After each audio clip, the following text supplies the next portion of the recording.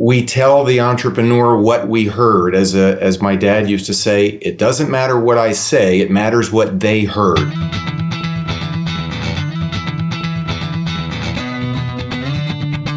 And now, it's time once again for the show that gives glorious voice to 25 million business owners across the fruited plain. Radio Free Enterprise with Frank Felker.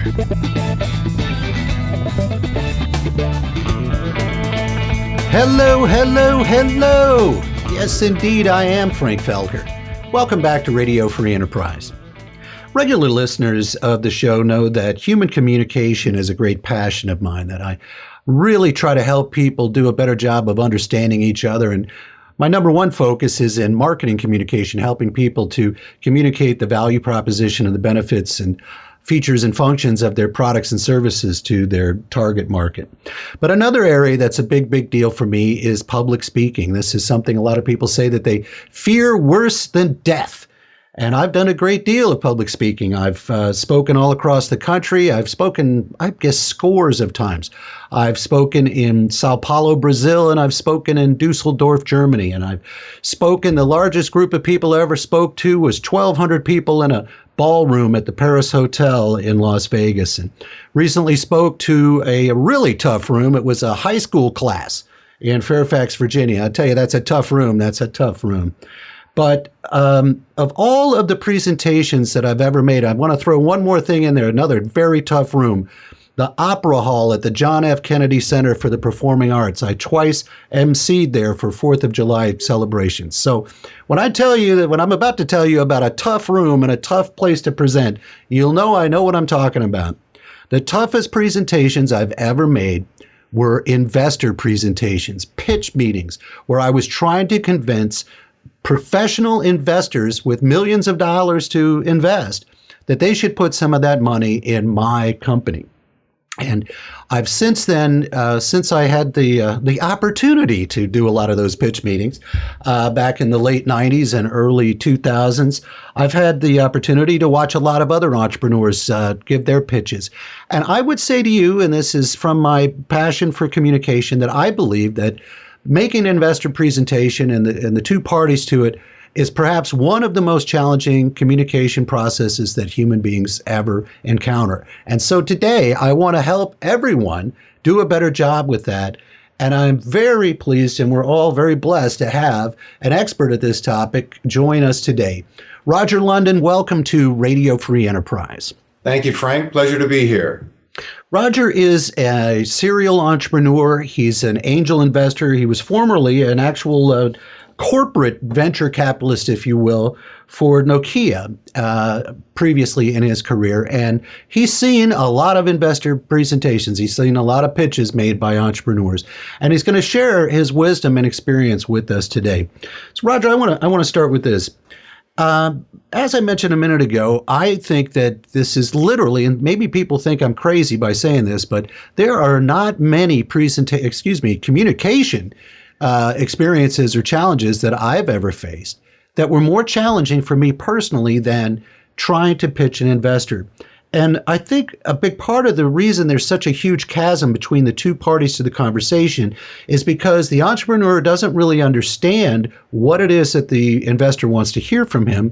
And at the same time, while the investor is very experienced in these things, he doesn't really know what the heck this particular entrepreneur is trying to tell him. And so what would your reaction be to that this is such an extremely challenging environment? Would you agree with that?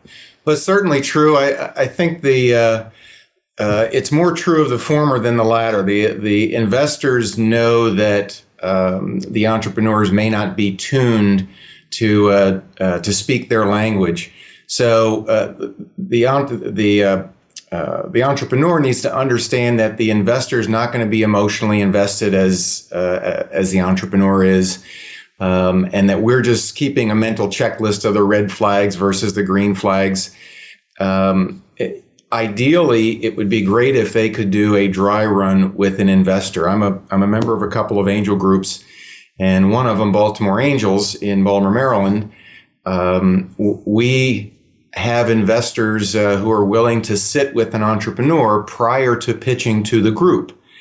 And we tell the entrepreneur what we heard. As my dad used to say, it doesn't matter what I say, it matters what they heard. That's great. So that is the challenge, and trying to understand what is important to the investor is really a key to a good pitch.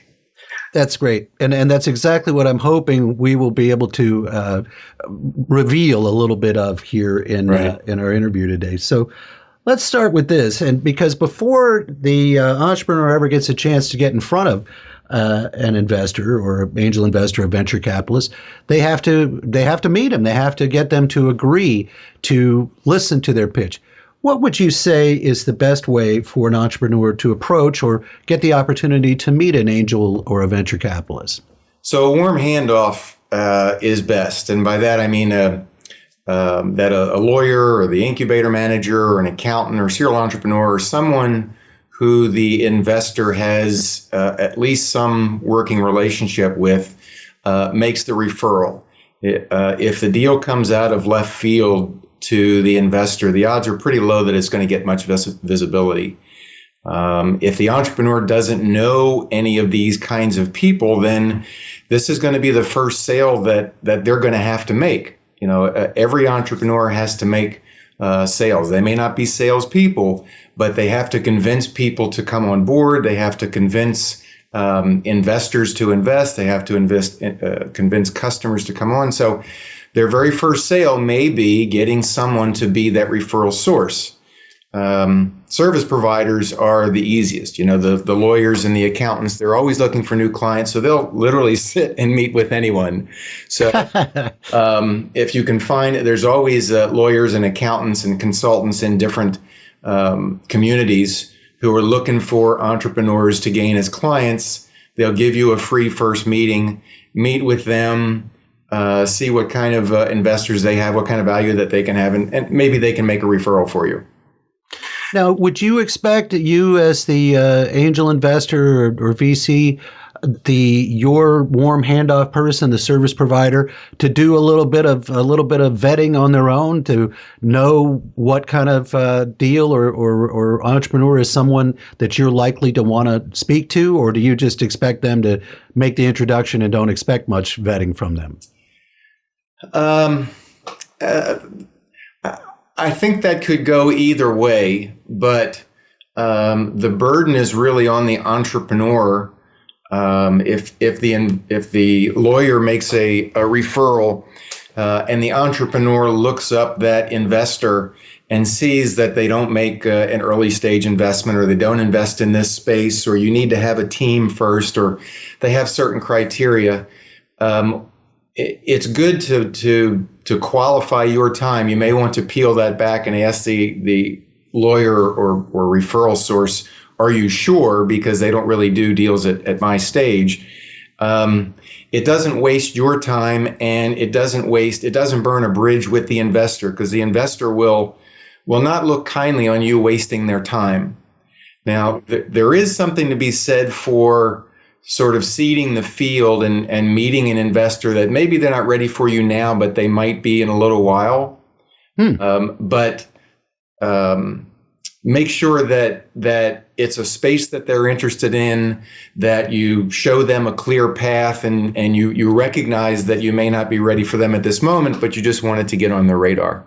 That's great. I like that. Sort of warm them up a little bit and then come back and see them at a later point. Right. Many entrepreneurs may not understand that different investors look for different types of deals. This is the kind of thing you were just talking about. They invest in different industries. They're looking for companies that are at different stages of development, people who are looking for different dollar amounts, whether it's Series A, B, C, and so forth. And so, as you just described, it is important for the entrepreneur to sort of suss all that out, or at least to the extent that they can before they meet with you. Is this type of information generally available on your website, or where should they go to try to find the answers to those questions?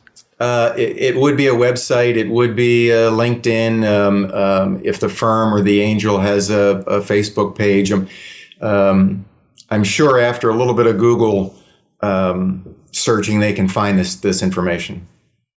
Now, just a quick question for you. You and I met at the Semper Startup event in the fall of 2014. We did. And all of the presenters there were veterapreneurs, former military personnel who have now gone into business. And many of their offerings had to do with national security or defense related products and services. Is that your target market? Is that the vertical that you look at personally? It is. I prefer things in the security space, mostly cyber or advanced IT. We see advanced energy solutions that can be used in theater or in a military application, which clearly have broad benefit and can be a dual purpose. We prefer dual use technology, something that can be used in the government space and the private sector. The one trick ponies is challenging, the $1,000 hammer, so to speak. That's tough. I like that example. Now, again, just for the elucidation of the entrepreneurs, you stick in this vertical, and many investors do. And please correct me if I'm wrong. You do this because these are areas where you can bring additional value beyond simply writing a check, that you have a Rolodex of connections, that you know how things work, that you understand things like you just described, that it's important to have multiple applications for a given solution and that type of thing. So is this the type of reason why a smart investor, at least, sticks to their knitting and stays in a particular lane? Yeah, I would say that there's dumb money and smart money, and the dumb money is someone who has enough cash or assets that they're willing to do some risk investing, and it may be a lawyer, or doctor, or accountant, and they just want to play, and they have some extra money, and they hear about some deal, and they'll invest 25 or 50 or 100 or whatever the number is, but they can't add much more value than that. The smart investor is someone who has subject matter expertise and a Rolodex within a given market and can add more value with relationships or helping to accelerate the development cycle of a technology or shorten the sales cycle to the marketplace. That's what smart money can do. And unfortunately, in my experience, when I was raising money for this .com back in the .com era, all we got was dumb money. Right. And so we learned pretty quickly and painfully that money is money, but what you really want is more than just money. We were not getting that. I recall also from your presentation at Semper Startup that you said something about you can do a sort of a magic trick that you use the word de-risking to describe, so that almost immediately, just by the mere presence of you in a transaction or with a business, that you're able to accelerate the value of the company because you make it a less risky investment for whoever brings in the next tranche, the next round. Well, I may not have been talking about me personally, but yes, if you have earlier investors, it does de-risk the deal for later investors, providing that those earlier investors are actually smart money and they can contribute. It does de-risk the deal for the next round. Great. Well, I sort of got us off track there. I wanted to kind of go chronologically through the process for the entrepreneur. So let me bring us back to that.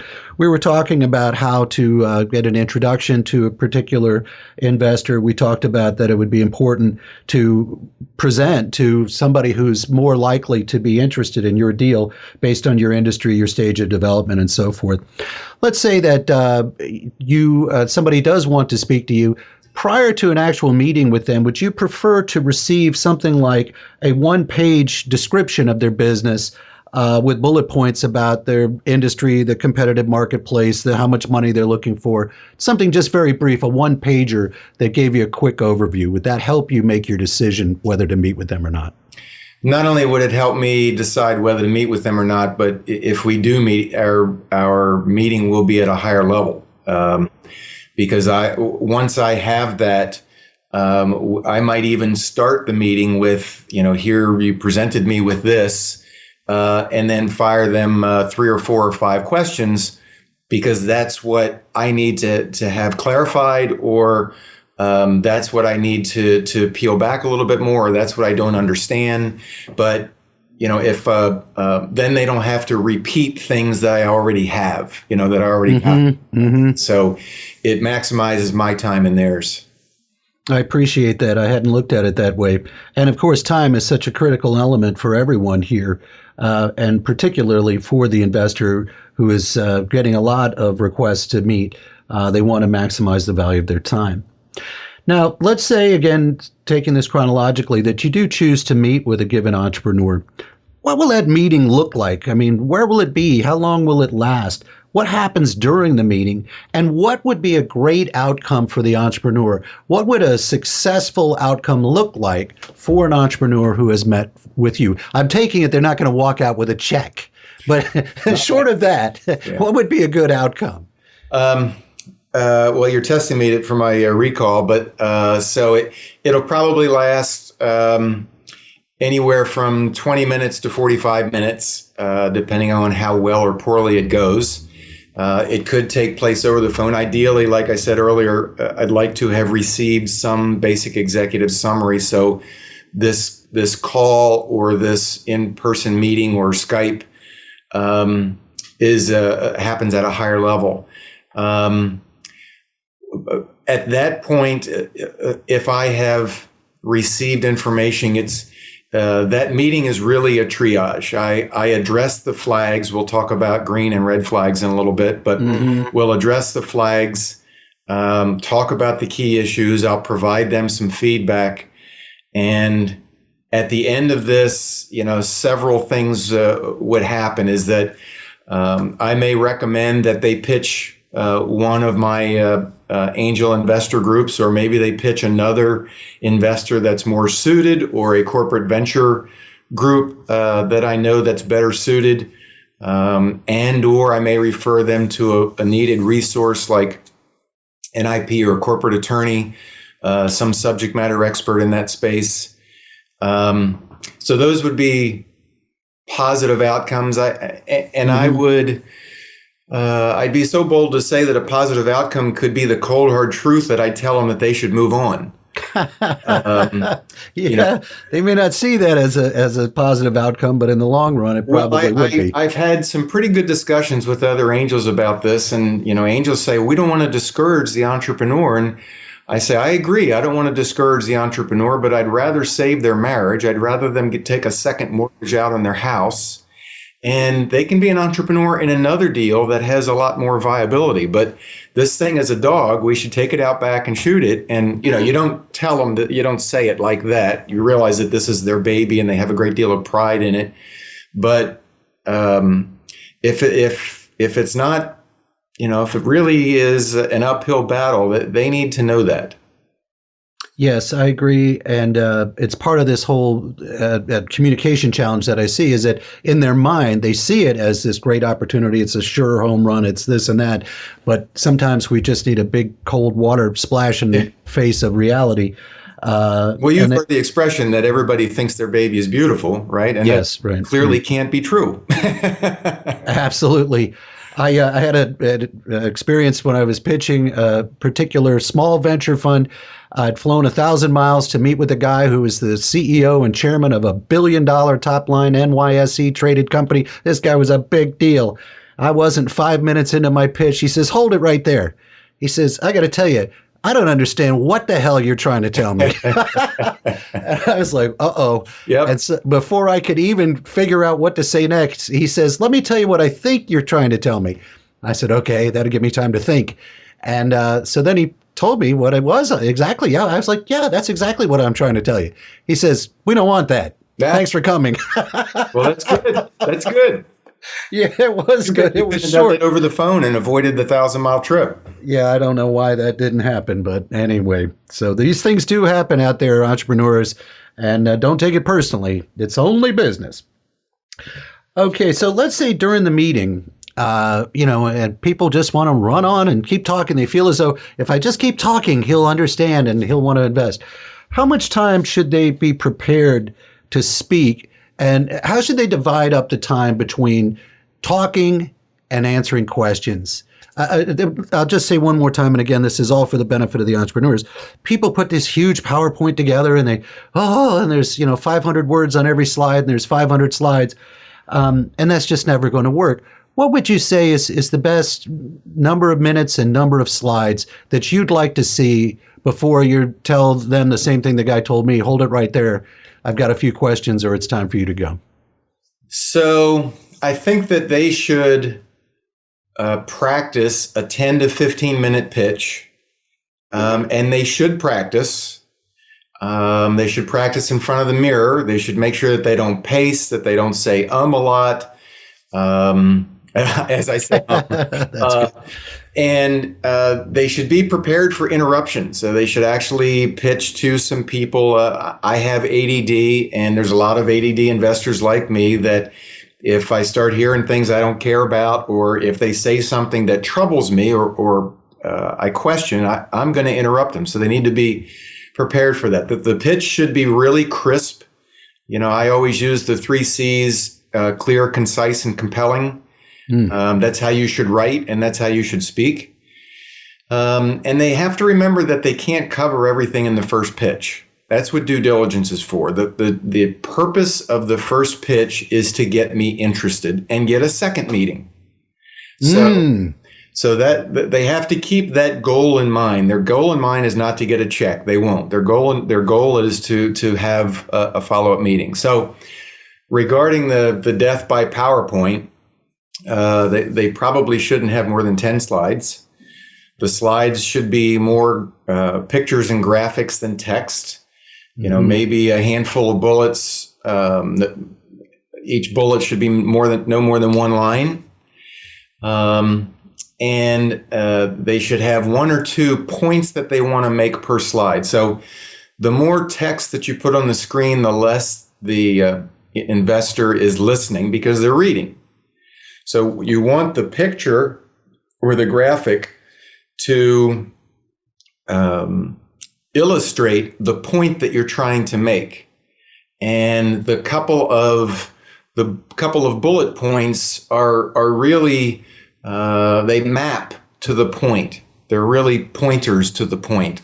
So if you want to if the point of one slide is to show that you have customer traction, just show the logo of that customer and a couple of faces of the customer, or it's a $2 million deal over 5 years, or you have an LOI, or just something short and clean, because that's what that imagery is, what I'm going to remember.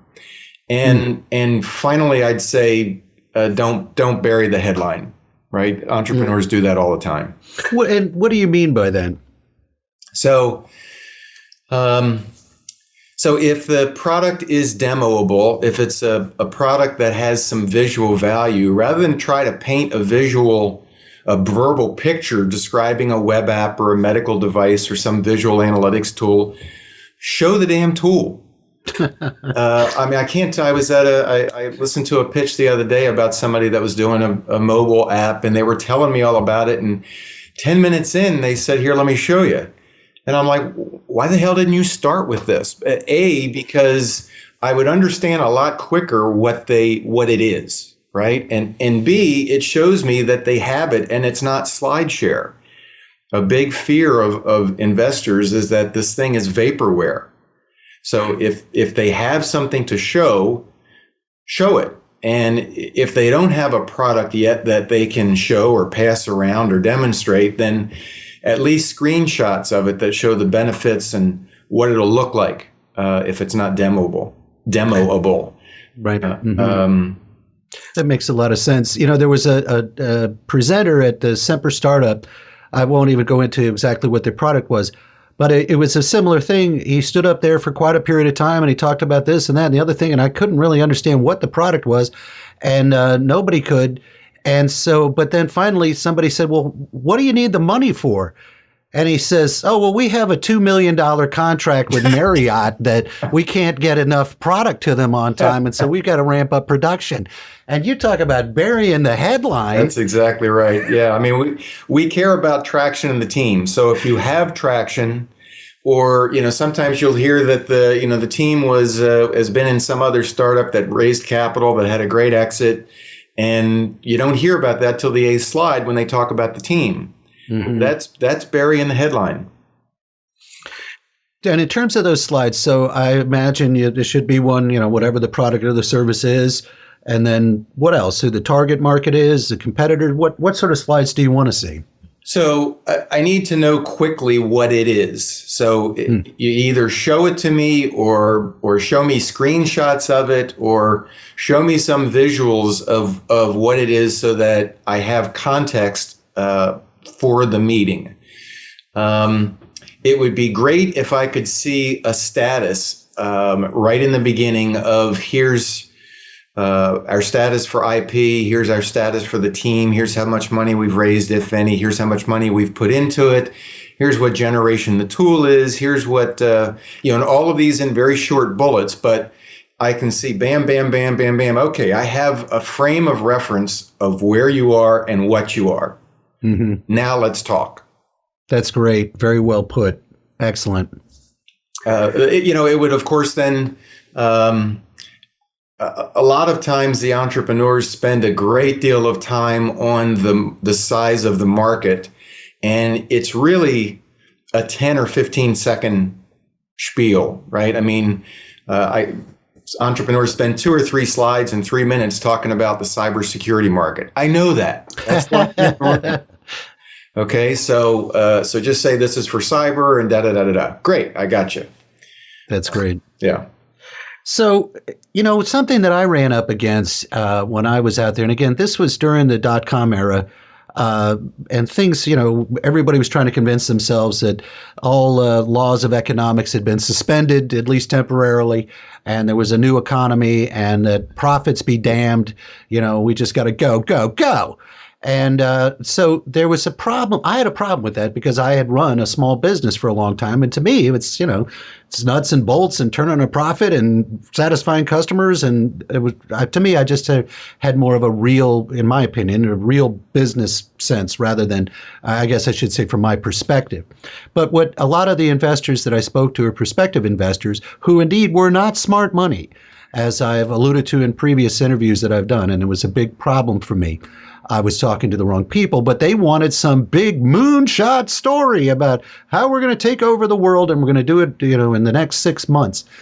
But at the same time, even though after the dot-com bust, the new economy had been, people are disabused of that notion, it seems as though there's still an element where the entrepreneur has to present both a real business story and a moonshot potential future.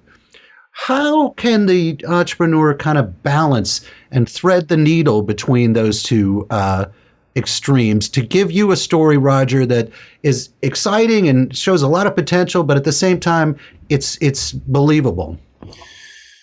So there were a couple of questions in there. One is everybody thinks that they're going to be the next Uber or Facebook, which again, clearly can't be true. But for me personally, I don't, if someone presents that they are going to be the next moonshot, I become a little more jaded because the odds are just that that's not going to be the case, right? And there's a lot of investors like me who have nothing against singles and doubles and triples. We don't always have to hit home runs or grand slams. And especially with the moonshots or the grand slams, it's tougher on the angels because unless we get a really huge position early, we get crammed down so much in these large deals that, we don't make so much. So from an angel's perspective and from my perspective personally, I would rather hear a company talking about, getting X number of users and X amount of revenue over a couple of years that is a hockey stick, not necessarily a right angle, right? It doesn't have to be that straight shot up. And if they're building a unicorn, it seems like the trend, the common thread of those unicorns is that they have to have an incredible ramp of users and adoption. So in lieu of revenue and profits, there is value in an incredible usage and stickiness. So if the hockey stick is in usage and stickiness, those are things that become monetizable, maybe not in the form of revenue, but in the form of an acquisition. So, that makes sense. I always look for the revenue. I just don't understand the usage and stickiness as well as others might. But that has a value. That has a value. It sounds like this may well tie back to the earlier question or points about that different investors look for different types of deals. Absolutely. And I'm a very East Coast investor. And New York and Boston, they, they have, there's a lot of those that have more West Coast mentalities as well. So I'm more of an old school East Coast investor. So I like deals that are de-risked, and I like deals. I'm not looking for the grand slam. I'm looking for singles and doubles. Well, doubles and triples. But there are the investors that are, looking for those moonshots, and that's one of the differences with me and them. That's great. Thank you for that. I think for me, that would have been a very beneficial thing to have known 15 years ago for me. But it's too late for me. But maybe for somebody listening today. So we could just talk about this forever, and I really appreciate you sharing your time and your experience with us. But we can't go on forever, unfortunately. So I want to wrap up with something you talked about at the Semper Startup presentation that I thought was just so spot on, which had to do with red flags and green lights that you see when you see somebody doing a presentation. For example, a moment ago, you talked about somebody's talking about they're going to be the next Uber. That would get you a little ginchy. What are some of the top red flags and then some of the best green lights that you look for? Sure. So a lot of times, and this is maybe more my methodology, but in the initial conversations, you're looking for reasons not to do a deal.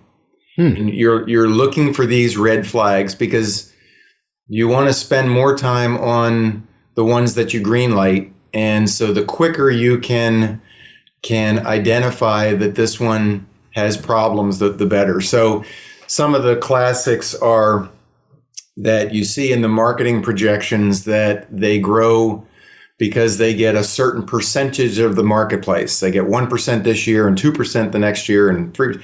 Or they say, all we need to do is get 5% of the marketplace, and it's a $10 billion market. So look how big our revenue would be. That tells me that they don't really understand how to acquire customers, that they're using pure math in a spreadsheet, and they're guessing at what the percentage of the marketplace is going to be. Interesting. Another would be as if they come up with an unreal capital raise or valuation. You can't come at me with a valuation that assumes you've already had the investment. So they say, well, if we've got a $5 million valuation because with your money, we'll do this and this and this. And then in 2 years, we'll have this much revenue, we'll be worth $5 million. Right. But you're not now. And you don't have that money now. So what is the value without our money? Or they may say, well, we're going to do this, and then in 6 months we're going to raise $28 million, and for 2% of the company. And so those kind of unreal raises or valuations are huge red flags. That makes sense. Now, Dave, I have to interrupt. Do you sometimes try to help guide people towards a specific valuation? And I can see where they might think, well, that's a very self-serving thing for them to do. Of course, they want to buy it at 5 million post money or whatever it is.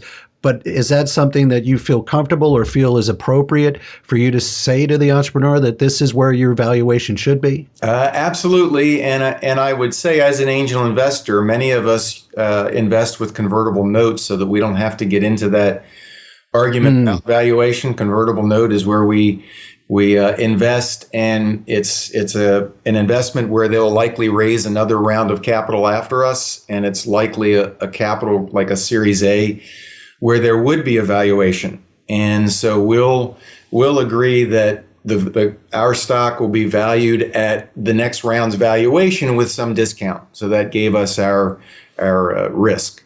That's great. And then you're literally letting the market decide what the valuation is. And we don't have to argue about it now. Some other red flags that come to mind are that the use of proceeds goes to a lot of salaries.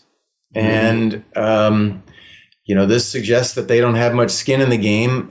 We always ask how much cash have they put in? If they say we've deferred salary of $150,000 over the past 2 years, well, hell, I've deferred salary on millions of dollars, but you can't count that. That's called equity, right? That's called sweat equity.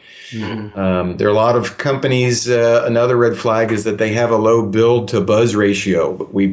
They're entrepreneur of the year and they're incubator company of the year, and they got this award and they got that award, and it seems like they're spending all their time going around doing these showcases and competitions, and they won all these things, but they don't get any customers, right? Or they don't raise any capital, or so I'd much rather have a high build to buzz ratio than a low build to buzz. And there's a lot of red flags. I'll just throw in more out that's the team.